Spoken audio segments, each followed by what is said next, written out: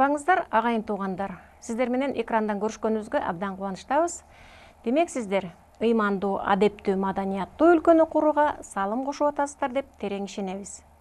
Быйылкы ыйман адеп маданият жылына арналган Нарыктуу коом багыттамасынын алкагындагы Энелер мектебинин турмуш сабактары сиздердин назарыңыздарда. Бүгүнкү сабагыбыздын катышуучулары Хусейин Карасаев атындагы Бишкек гуманитардык университетинин студенттери жана номер 68 мектеп гимназиясынын окуучулары болмокчу. Бул студенттер бир гана окуу менен чектелбестен өздөрү кийип отурган кийимдерди өз колдору менен жасашкан, саркеч кийимдерди теккен иштүү кыздарыбыз. Бүгүнкү сабагыбыздын темасы унутта калган улуттук тамактар деп аталат. Сабагыбыздын багыттоочусу Кыргыз жолу коомдук бирикмесинин нарыктуу энеси Исакова Жийдебүү энебиз. Ошондой эле психолог Жүндүбаева Кенжеже. Анда эмесе сабагыбызды баштайлы. Арбагыла, ардактуу кыргыз элим. Эзелтеден бери келаткан биздин ата-бабаларыбыздын ичип жеп колдонуп келген кээ бир тамактары азыр унутта калып атат. Ошол унутта калган тамакты кайра жандандырып, ушул биздин коомго бир жакшынакай аш үйлөр ачылса, биздин келечектеги муундарыбызга, урпактарыбызга жакшы таасирин берип, ден соолугу сак болот деген тилекте ушул эки сөздөрдү айтып атабыз. Мисалы үчүн бизде эң биринчи эле бала төрөлгөндө буламык деген болгон. Ал эми андан кийинкиси көжө, чоң көжө деген болгон. Эжигей деген болгон. Анан ошонун түрлөрүн азыркы жаштарыбыз билбейт, көпчүлүгүнчү. Мен башынан айтып берейин.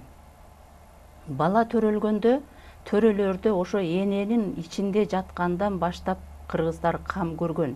Себеби дегенде эненин ден соолугу жакшы болуп, ошол табити жакшы болсо, жакшы дени сак, чың балдар төрөлөт деп айтышкан. Ал үчүн эне азыркыча айтканда жанагы мурункуча талгак деп коет да. Анан ал талгак эмне үчүн болот дегенде, ошо эненин денесинде кайсы зат жетишпесе, кайсы витамин жетишпесе ошого талгак болчу экен да. А энелер болсо ошо келинин боюнда бар да, талгагын кандырыш үчүн сурап туруп, анан өзүнүн үйүндө болбосо, айылдан болсо дагы алып келип, ошо талгакын кандырып бергенден кийин анан тамак ичип калчу экен. Жол болсо талгагы канбаса, ал куусуп чычып жата берип, ден соолугу начарлап, кан басымы ылдыйлап, жүрөк айланып, тамак барбаса жүрөгүнө сөзсүз түрдө кан басымы ылдыйлайт да. Ошон үчүн кээ бир энелер болсо ушундай талгак болгон экен, жолборстун жүрөгүнө талгак болгон экен. Ал ар бир төрөлө турган баланын даражасына жараша болот да, касиетине жараша болот. Кээ бирөөлөр болсо жанагы казанда кайнап аткан жылкынын сорпосунун майына талгак болгон экен да. Кээ бирөөлөр болсо этке ар түрлүү талгак болот да. Анан бала төрөлгөндө энелер деген кантип ал баланы сактап калышкан. Себеби дегенде азыркылар врачтардын колу менен төрөлүп эле, алар деген ырым-жырымды билбейт. Анан баягы өзлөрүнүн медицина боюнча ишин жасап атышат, рахмат чоң. Бирок биздин энелерибиз бала төрөлгөндө ошол бала жана чарайына жутуп калбас үчүн калса, кускак болуп калат экен. Жана бала тамагын сиңире албайчы. Ошо кускак болуп калбас үчүн бала эненин чачынын учун жандырып туруп, ошого сары май менен майлап, анан баланын тамагына салып, оосуна салып, анан кийин кустуруп коюшкан экен да. Эгерде чарайына жутуп калган бала болсо, ошо кусуп ашкасаны тазаланып калат экен. Ашкасаны тазалангандан кийин сөзсүз түрдө сары май менен оозанткан. Анткени ошо сары май ашкасанга барып, жанагы жумурдагы уюп калган уюткуну жибитип, туңкактатып баланы ичи тазалаганда андан кийин эмискен болчу. Ал эми азыркылар болсо билбейт да, балам кусуп атат, анан балам кусуп атат деп эле дарыларды, жанагы химикат дарыларды бере берет, анан кийин ал ашказанга зыяны чоң. Ал эми төрөлгөндөн кийин болсо кээ бир энелердин сүтү коюу болот, жакшы болот, жагымдуу болот, эмчек менен эле багат. А кээ бирөөлөрдүн эмчегинин сүтү суюк болот дагы, балдары чычкак болот да, чыртылдап баягы көк жашыл кылып эле чыча берет. Ошол убакта энелер буламык жасап беришкен балага. А буламыкты эмнеге жасап бергенде? Сары майга жасап бергенде, ал тоң майга жасаган оор болот, боорго көтөрө албайт жаш баланын боору, ошон үчүн буламыкты сары майга жасашкан болчу.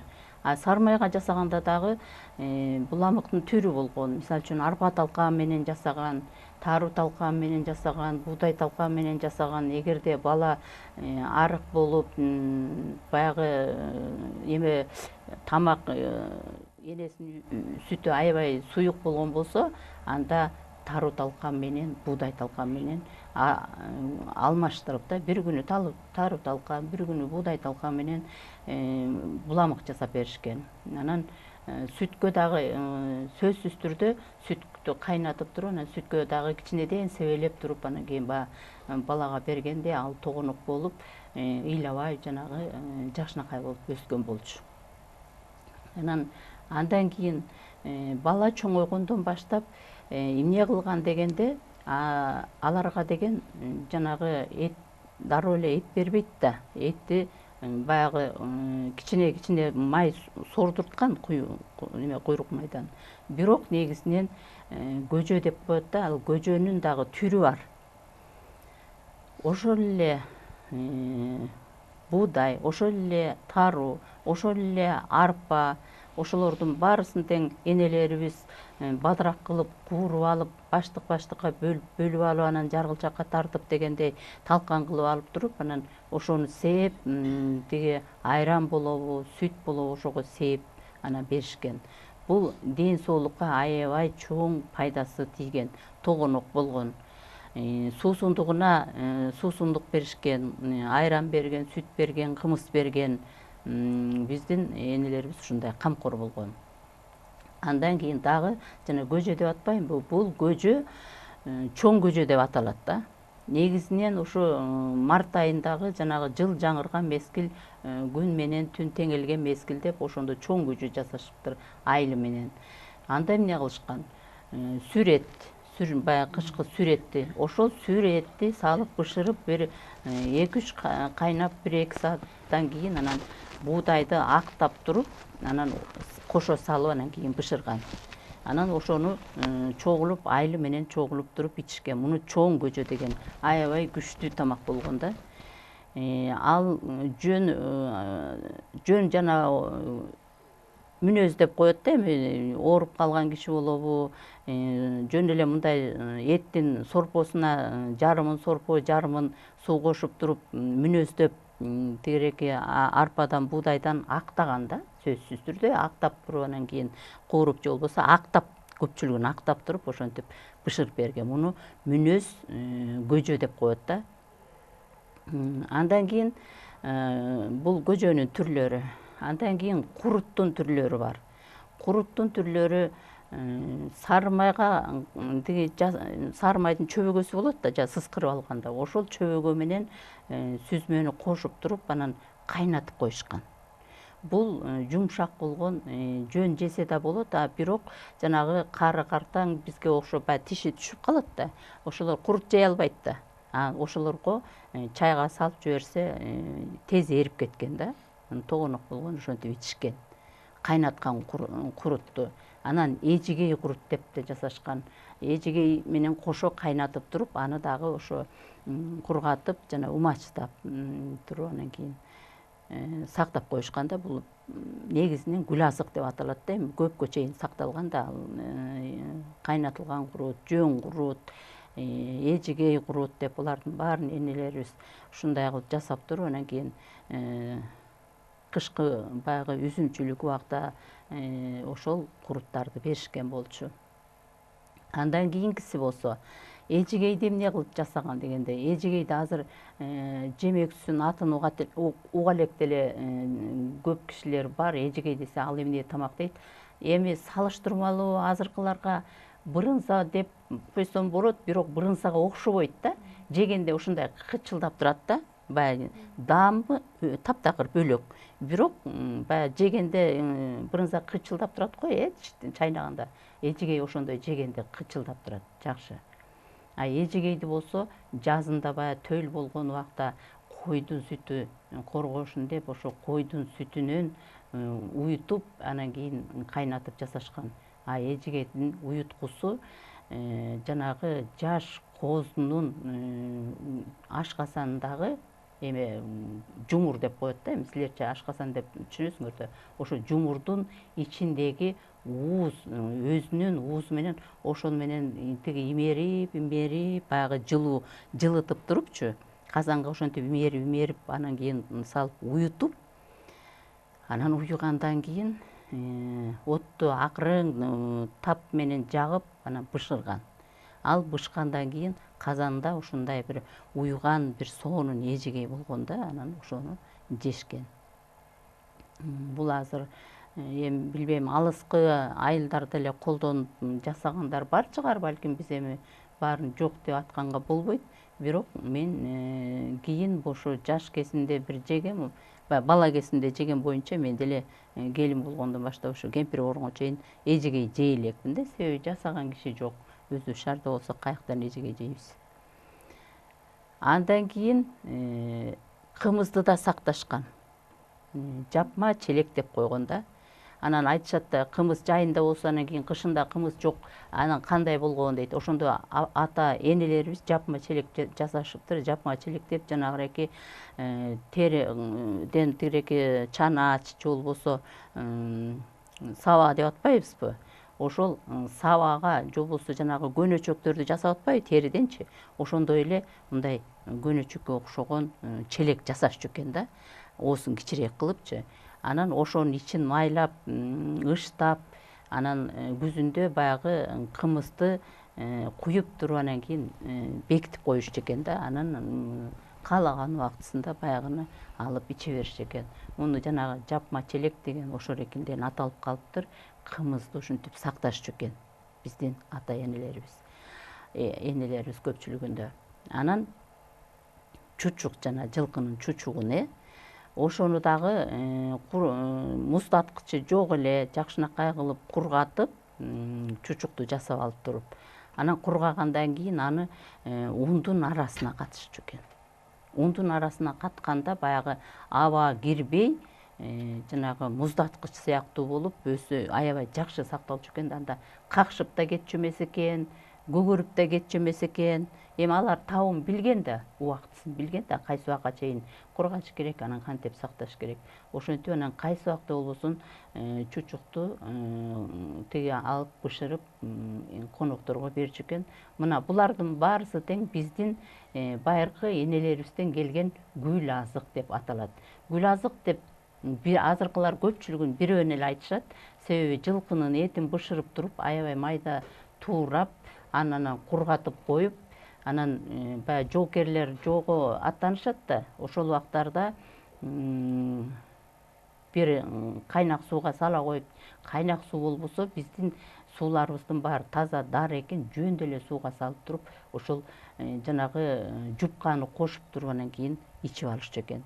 Эми жупка дегенде жанагы казанга кесме жаясыңар го кыздар, ошондой кесмедей кылып туруп, камырды бышырып алганда, каламанычы. Анан бышырып алып туруп, мынтип кол менен майдалап туруп, анан кийин баягы баштыкка салып катып койгон, даяр болгон да аларчы. Анан ошону дагы үйдө болгон убакта, көчүп конгон убактарда тамак аш жасалчакты сүттү бышыра коюп, сүткө салып бир борко этирип туруп эле, анан кийин үстүнө сары май кошуп туруп, анан кийин ичишкен. Муну сүт жупка деп атаганда, а жанагы жоого аттангандар жанагындай эле сууга салып ичишкен. Ошол эт, жанагы жылкынын этинчи, анан кийин сүт жупканы кошуп туруп, анан кийин ичкен. Бул мына гүл азык деп ошону айтат го кыргыздарчы. Кыргыздар бизде энелерибиз ар бир тамактын өзүн убактысынча да пайдаланганды билишкен. Анан гүл азык кылып да койгон. Гүл азык дегенибиз эле көпкө сакталып, ирибей, чирибей даамы менен турган тамакты гүл азык деп аталат да. Гүл азык деп бир эле тамакты айтканга болбойт. Сүт жукканды айтса болот, жанагынтип эттен жасаганды айтса болот, жанагынтип куруттан жасаганды айтса болот, жанагынтип жапма челек кылып кымызды тиги ичкенин айтса болот. Ошондой эле чучукту ушундай биздин энелерибиз ар бир тамактан гүл азык даярдап коюшкан экен. Мурунку кыргыз элинде ама көрөңкү деген бар болчу экен. Ошонун маанисин чечмелеп айтып бериңизчи. Көрөңгү деп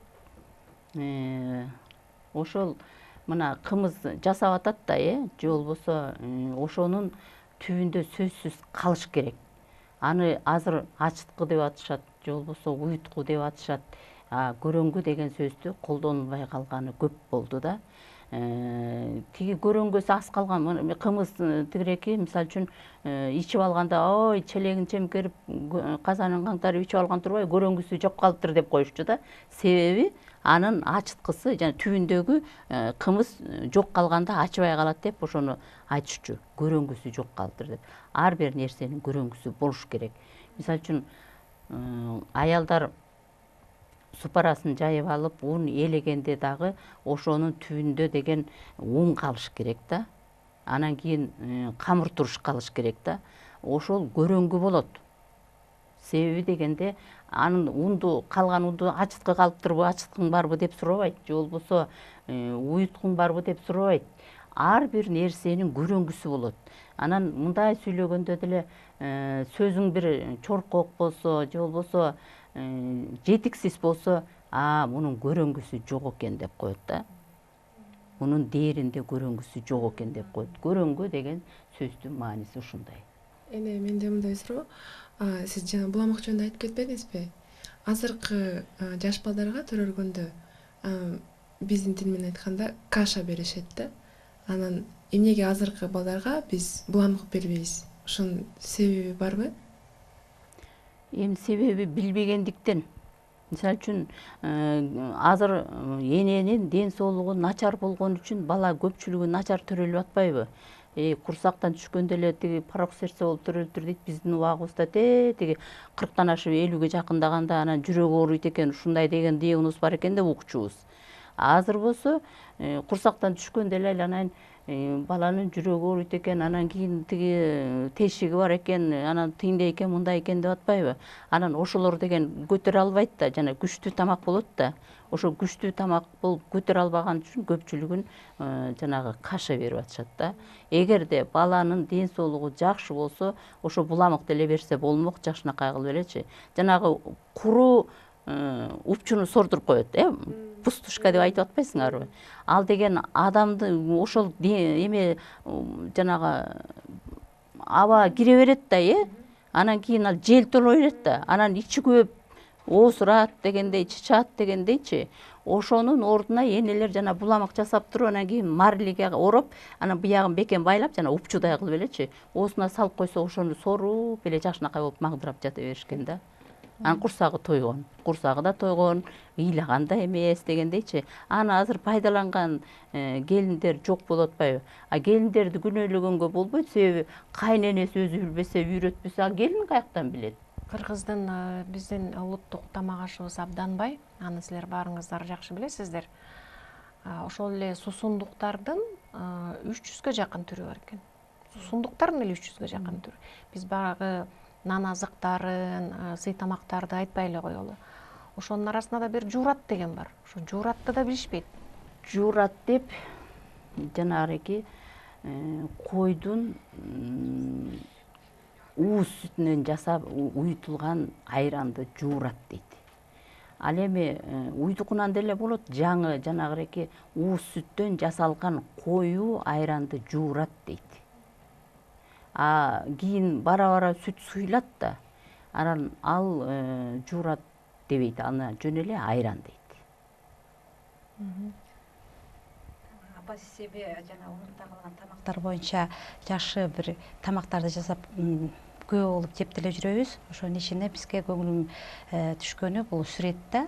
Азыркы учурда бул сүрсүгөн эттер жеген деле кургаткан деле апаларды көрбөй калдык кийинки күндөрү. Ошол сүрөттү салып кыштын күнүндө угуп калабыз. Баягы ата-бабаларыбыз ирип отуруп түз кеңешип дегендей болгон бир маселелерин, бир жакшы кептерин түнкү бир учурларда азыркы убакыт боюнча бир 12-1-лерде 2-лерге чейин сүйлөшүп отурган учурлар болчу экен. Ошондо деле ошол убакта түндө сүрөттү жеп алып эле жашынакай аш кылып эле кетишчү экен. Азыр тамактанууда саат 10дон кийин тамак жебеш керек деген бир ченемдүү бир көз караштарга күбө болуп жүрөбүз да. Сиздин көз карашыңыз кандай деп айтып бере аласыз? Азыркы убактагы адамдардын жеген тамагы менен ал убактагы жеген адамдардын организминде же өзгөчөлүктөр бөлүүгө болобу деп айткым келет. Бөлүүгө болот. Заманга жараша мурун кыргыздар деген таза абада, таза суу, таза тамак ичишкен.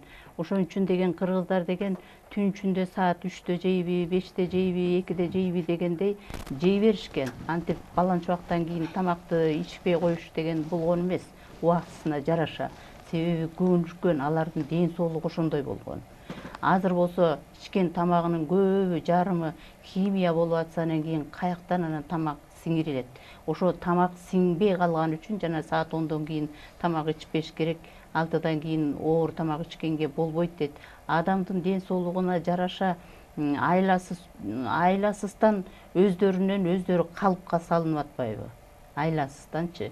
Себеби ичкен тамактын көпчүлүгү химия аралаш. Сүрөт жөнүндө айтасыз. Сүрөт жөнүндө болсо биздин кыргыздар мына этти сойду, анан ошорокине деген каны кичине неметкичекти туздап коюшкан, жакшынакай кылып. Анан тузун сарыктырып, алабаканга илип коюп туруп, анан кийин астынан деген тиги от жакканда жалындатып жаккан эмес, түтөтүпчү, ыштап анан кургатып, ошону жакшынакай кылып кургаган чакты баягы куртка чышырбай дегендей таза ошентип туруп анан катырып коюшкан да, кургатып коюшкан да, анан сактап коюшуп, анан ошол жегениңде эми бизден өзүң жеп эле жүрөсүң, сүрөттүн даамы деген баягы кээ бир жакшы сүрсүгөн этти чайнап атып, даже жуткуң келбей калып атпайбы? Оозуңдан даам ушунчалык өзүңө тартат да, чайнап атып жуткуң келбей калып атат да. Ошон үчүн азыркылар болсо сүрөттү деле билишпейт, себеби жана муздаткыч деген бар. Ой, силердин тил менен айтканда свежий жеш керек деп коет, азыр свежий эмес. Деген накта жанагы эмелер өлүп калган, ичиндеги тоңуп калган да, тоңуп калган, морозилкада тоңуп калган. А биздикилер болсо сүрөти дагы свежий болгон биздин. Анан ар бир мезгилге жараша ошо ар бир тамактын даамы өзүнчө да, эми кыргыздар эмне үчүн ден соолугу чың болгон. Ошол таза абада таза тамактанып, жанагындай этти жеп, сиңирип анан чың болгон да. Азыр болсо жана суусундук деп кола ичип атасыңар, аны телевизордон деле айтып атат, уукен анан чайнекке куйса тиги жанагы эмесин баарын кетирип ийет экен деп айтып атпайбы? Ал ашкасанды деле жытытып атат да, ошентипчи. Анан кантип тамак аш болот, анан кантип анан кийин көбүрөөк ичет, же болбосо сиңирет дегендейчи. Да бир нерсени айта кетсем, азыркы жана балдар тамактануусу боюнча айтпадыңызбы? Кашанын түрлөрү азыр заманга жараша кашанын түрлөрү көп. Арпа каша, будайдан жасалган, жүгөрүдөн талкан кашасы түрү бар. Ошол канчалык деңгээлде сапаттуулугу кандай экенин кантип билсек болот? Себеби ошол мурунку кездеги апаларыбыз деле ошону майдалап былам катары, каша катары, ошол азыркы убакта каша деп аталып атат да, ошол убакта ботко деп айтылчу да. Жүгөрү ботко, будай ботко кылып сүткө бышырып берген. Азыркы деле заманга жараша коробкага салынып, жакшынакай кылып сатылып атпайбы? Эми ал буламык бөлөк, ботко бөлөк. Боткон үчүн мындай сүткө бышырып ал суюгураак болот да. Буламык болсо кадимкидей казанга жанагы кичинекей мескейге болобу куурулат, ал буламыкчы кууруп жасайт анычы. Анан жанагы түрүн айтып атпайсыңбы? Мисалы үчүн сулуу тазалайт ичти, денени тазалайт. Таруу дагы тазалайт. Эме кызыл таруу, ак таруу. Жанагы кара таруу күчтүү болот. Анан ошону энелерибиз билген. Мисалы үчүн балдарына кайсыл убакта кайсыны беришти билген да. Өткөндө эле эмеге күбө болдум. Буламык жасаган жакшы ушул сармайга курулган, ал деген сармайга курулганда будайды берип отургандан көрө ошол даяр турган ошондой ботколорго басым жасаган жакшы деген нерселерди угуп калдык да. Эми буламыкты эртеден кечке чейин эле бере берген эмес. Жана мен айтпадымбы, ошол эле талканды деген сүткө кичине себелеп кайнатып берген болчу да. Ошол мына жөн эле мындай себелеп туруп сүткө кайнатып берген. Кааласа коюу болуп ботко кылып берген, кааласа суюк кылып берген. Табитине жараша берген да баланычы. Саламатсыздарбы? Жогоруда айтылып кетти, бизде суусундуктардын бир 300гө жакын түрү бар депчи. Эгер мүмкүнчүлүк болсо, ошо суусундуктардын кандай түрлөрү бар, алар кандай жасалат деп айтып бере аласызбы? Эми мен билишимче өзүм баягы ичип жеп көргөнүмдү айтып берейин. Жарма бар. Анан кийин жарманын да түрү бар. Ар бир баягы өрөөн деп коеюн. Азырча район дейсиңерби, ооба. Өрөөн өзүнчө жасаган, бирөө ачытып жасаган жарманы, бирөө ачытпай жасаган, бирөө ачытып туруп эле куюп бышырып туруп куюп коюп анан кийин катыктап жасайт да суусундук. Бир жагы болсо нарым менен көлдүктөр көпчүлүгүн ачытып жасашат жарманычы. Анан суусундуктун түрлөрүн жанагы айран, кымыз, булардын баары суусундукка кирет, мисалы үчүнчү. Ал ошол эле сүзмөнү дагы эсип, чалап кылып ичет да. Бу дагы суусундукка кирет. Биз ичип чоңойгон суусундуктар ошол. Анан мына азыркы убакта мисалы үчүн агар чыгып атат, актан чыгып атат. Азыр дагы көп суусундуктар, уруттук суусундуктар чыгып атат. Биздин азаматтарыбыз жакшы ушу дандан чыгарып атышат, тамырдан чыгарып атышат дегендей суусундуктар азыр жакшы. Жанагы мен айтат элем, кола поланын ичкичекте ошол суусундуктарды алып ичсеңер ден соолугуңарга жакшы болуп, өзүңөрдүн баягы ич агардыңар тазаланат эле депчи. Ошол суусундуктун түрлөп жасашкандай, мисалы үчүнчү, жанагы эле дан азыктарынан айтканда жармаларды арпадан жасаган, буудайдан жасаган дегендей, жүгөрүдөн жасаган, бозо жасаган ошол эле дан азыктарынан. Анан бозону дагы жанагы жапма челек деп коет, аны дагы жана киришме деп үстүнө сары майдан кошуп, анан кийин аны дагы бир канча күнү сактап туруп ичишкен. Бул аябай күчтүү суусундук болгон да. Мындайча айтканда шарап болуп калган алчы. Анан кийин андан кийинкиси болсо жана куруттан дагы суусундук жасашкан да.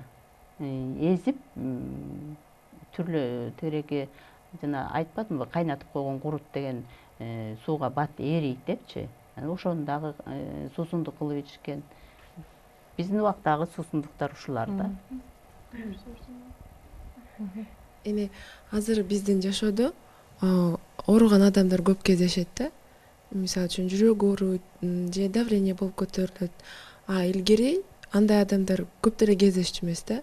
Бунун себеби эмне деп ойлойсуз? Ошо тамак аштанбы? Бул сөзсүз түрдө эле тамак аштан болот. Жанагы ичкенде тамак, кыргыздар деген 5 бармакты түнчүндө жеп жатып алган, анан кийин эчтеке болгон эмес, сиңирип кеткен деп атпайсызбы? Ошонун аркасында чай ичишкен. Курма чай депчи.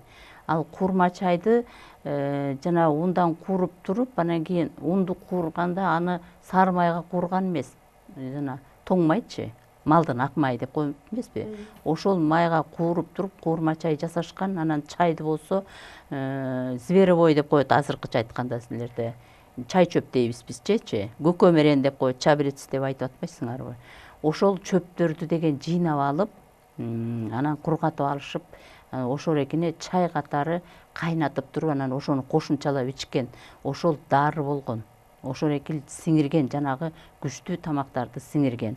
Ошол бул азыр курма чайды жасаган эч ким жок. Эми баягы шаарда жок, айылдарда бар, мен билишимче. Ошол эки тамакты сиңирген болчу да. Анан жанагындай таза тамак ичкен, негизинен эле кыргыздарчы. Өз колдору менен жасап таза тамак ичкен. Өткөндө бир телевизордон көргөзүп атат эле, анан жана жумуртканы деле жасап коет турбайбы? Капуста жасаганды көргөзүп атат, химия кылып элечи, тиги сууга аралаштырып атып элечи. Анан аны көрүп отуруп, анан кийин ойлойсуң да, анан ушул ашкасанга барса, анан ал денеге тараса, анан анын адамдын денеси кандай болот?